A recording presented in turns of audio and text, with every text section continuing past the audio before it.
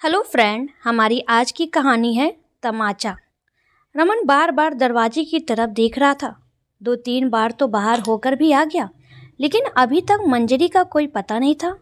2-3 बार phone उठाकर phone भी try कर लिए, पर मंजरी ने फ़ोन तक नहीं उठाया।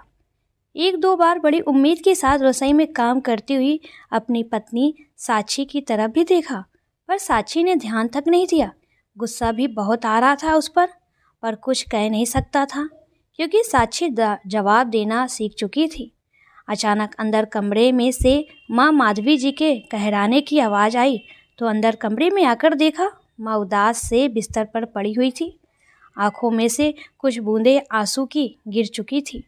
बड़ी उदासी के साथ उन्होंने रमन की तरफ देखा, फिर उन्होंने दूसरी तरफ मुंह कर लिया। देखकर रमन सिर्फ इतना ही बोला, बस माँ, मंजरी अभी थोड़ी देर में आती ही होगी, आप परेशान न हो। आखिर वापस मोबाइल उठाकर मंजरी को फ़ोन करने लगा। इतने में मोबाइल के रिंग दरवाजे पर ही महसूस हुई। बाहर जाकर देखा तो मंजरी आ चुकी थी। उसे देखते ही रमन बोला, मंजरी तुम आज भी लेट आई हो? माँ कब से तुम्हारा इंतज़ार कर रही है। भैया जी क्या बताएं, कितनी ही कोशिश कर लो पर ट्रैफिक के कारण लेट हो ही जाती हूँ। अच्छा ठीक है, जाओ पहले माँ के पास जाओ। मंजरी अंदर कमरे में गई और दरवाज़ा हल्का सा लगा दिया। इधर रमन अभी भी गुस्से से अपनी पत्नी साक्षी को घूर रहा था, पर साक्षी निरंतर वैसे ही काम किए जा रही थी जैसे कुछ हुआ ही न हो। रमन लड़ने के मूड से रसोई में आया। इससे पहले कि वो कुछ कहता, साक्षी ने अपना टिफ़िन पैक किया और रसोई से निकलकर अपना बैग उठाया और अपने स्कूल के लिए रवाना हो गई। रमन को गुस्सा तो बहुत आ रहा था, पर क्या कर सकता था। आखिरकार उसने मंजरी के लिए चाय चढ़ाई और चाय का कप बाहर हाल में रखकर मंजरी को आवाज़ दे दी, मंजरी अपनी चाय ले जाओ। इतने में मंजरी निकलकर बाहर आई और चाय उठाने लगी तो रमन ने पूछा, माँ ठीक है? उसके सवाल को सुनकर मंजरी ने रमन की तरफ देखा और कहा, हाँ भैया जी, माँ जी ठीक है। सुबह से कई बार पूछ चुका हूँ पर वो कुछ जवाब ही नहीं दे रही थी। अभी भी रमन ने सवाल किया तो मंजरी ने जवाब दिया, वो दरअसल भैया जी उनके कपड़े गंदे हो गए थे, इसलिए परेशान हो रही थी, शायद इसलिए वो आपको जवाब नहीं दे रही थी। ओह, तुमने कल जाने से पहले माँ को डायपर नहीं लगाया था? लगाया था भैया जी, पर कपड़े तो गंदे हो ही जाते हैं। बस मैंने उन्हें नहला दिया है, चाय पीकर उन्हें कुछ खिला पिला देती हूँ। उन्होंने सुबह से शायद कुछ नहीं खाया और ना ही कुछ पिया है। टेबल पर सब सामान ऐसे ही रखा है। सुनकर रमन को अपनी पत्नी साक्षी पर बहुत गुस्सा आ रहा था। रमन मंजरी के सामने ही बोला, कैसी पत्नी है मेरी, कैसी औरत है जिसे माँ की तकलीफ तक नहीं दिखती। अगर मेरी माँ की जगह उसकी माँ होती बिस्तर पर, तब भी ऐसा ही करती, कभी माँ के कमरे में जाकर झांकती तक नहीं। माँ सुबह से परेशान है, शर्म के मारे अपने बेटे को नहीं कह पा रही, तो कम से कम बहू होने के नाते वही पूछ लेती, लेकिन नहीं, पता नहीं मन में क्या लेकर बैठी है। सचमुच भैया जी, आपको पता नहीं कि भाभी जी मन में क्या लेकर बैठी हैं? मंजरी के सवाल से रमन हतप्रभ रह गया। बस इतना ही कहा, तुम माँ का ख्याल रखो। रमन वहीं बैठ गया और मंजरी अपनी चाय लेकर अंदर माधवी जी के पास चली गई। बैठे बैठे ही अतीत के गलियारों में घूमने लगा, जब साक्षी उसकी दुल्हन बन इस घर में आई थी। घर में माँ माधवी जी, ननंद वैष्णवी और रमन ही थे। साक्षी के आने के बाद सिर्फ 4 लोगों का छोटा सा परिवार, पर पता नहीं क्यों माधवी जी साक्षी से सीधे मुंह बात तक नहीं करती थी। वो हमेशा अपनी सास वाली टैक में रहती। उन्हें लगता कि कहीं उनके इकलौते बेटे को साक्षी छीन न ले। बस इसी कारण हर चीज़ में मीन मेख निकालना, उसमें 10 कमियां बताना उनकी आदत थी, और इस चीज़ का फ़ायदा सबसे ज़्यादा वैष्णवी उठाती थी। उसे बड़ा मज़ा आता था अपनी माँ को भाभी के खिलाफ भड़काने में।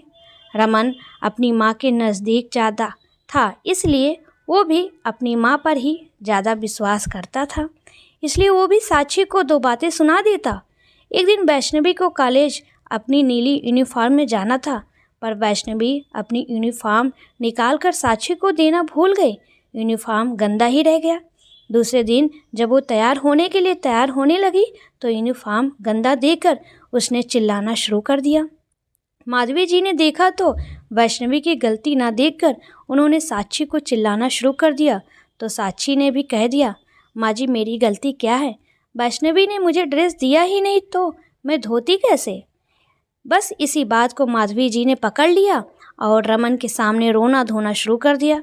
यही सम्मान रह गया, तेरी पत्नी की नज़र भी मेरा, आज मुझे बातें सुना रही है, कल को घर से निकाल देगी, यही सिला मिलेगा मुझे तेरी परवरिश का। रमन में भी आओ देखा न ताओ, सीधा एक थप्पड़ साक्षी के गाल पर जड़ दिया। साक्षी आंखों में आंसू भर कर अपने गाल सहलाती रह गई और दोनों माँ बेटी अपनी कुटिल मुस्कान के साथ अपने कमरे में चली गई।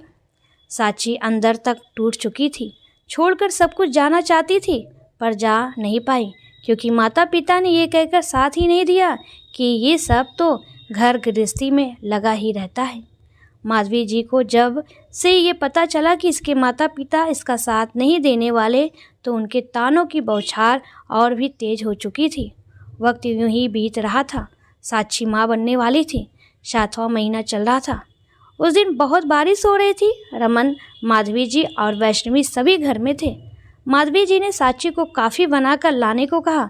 साक्षी काफ़ी बनाकर ला ही रही थी कि अपने कमरे में से तेज़ी से निकलते हुए वैष्णवी साक्षी से टकरा गई और काफ़ी का कप नीचे गिर गया। हालांकि वैष्णवी को कोई चोट नहीं लगी, लेकिन उसके बावजूद उसने चिल्लाना शुरू कर दिया, हाय मुझे जला दिया, हाय मुझे जला दिया। सुनकर माधवी जी और अमन अपने कमरे में से दौड़े चले आए। इससे पहले कि कोई कुछ समझ पाता, माधवी जी ने एक जोरदार थप्पड़ साक्षी के गाल पर दे मारा। थप्पड़ इतनी तेजी से मारा था कि साक्षी अपने आप को बैलेंस नहीं कर पाई और वहाँ रखे डाइनिंग टेबल से पेट के बल जा टकराई। टेबल से टकराने के कारण उसके पेट पर जोर चोट लगी और दर्द के मारे छटपटाने लगी। रमन तो कुछ कहे भी नहीं पाया, पर साक्षी को छटपटाते देखकर रमन साक्षी को लेकर हॉस्पिटल लेकर रवाना हुआ। वहां पहुंचा तो पता चला साक्षी का मिसकैरेज हो गया। सप्ताह भर हॉस्पिटल में रहने के बाद साक्षी को हॉस्पिटल से छुट्टी मिल गई, पर अभी भी डॉक्टर ने उसे बेड रेस्ट के लिए कहा था। माधवी जी ने साफ कह दिया था कि हम इसकी देखभाल नहीं करेंगे, इसे इसके माँ बाप के घर छोड़ा। पर रमन ऐसा नहीं करना चाहता था, क्योंकि अगर वो उसे उसके मायके छोड़ कर आता तो लोगों को पता चल जाता कि साक्षी के साथ आखिर हुआ क्या था, और वो नहीं चाहता था कि लोगों को बाहर ये पता चले कि साक्षी की हालत के जिम्मेदार वो लोग हैं। इसलिए रमन ने उसके लिए एक नर्स बुलाई थी। तब मंजरी पहली बार इस घर में आई थी। मंजरी को 20 दिन के लिए साक्षी की देखभाल के लिए रखा था। रमन ने मंजरी को रखकर अपनी जिम्मेदारी की तीसरी कर ली थी। अब मंजरी ही साक्षी को संभालती थी।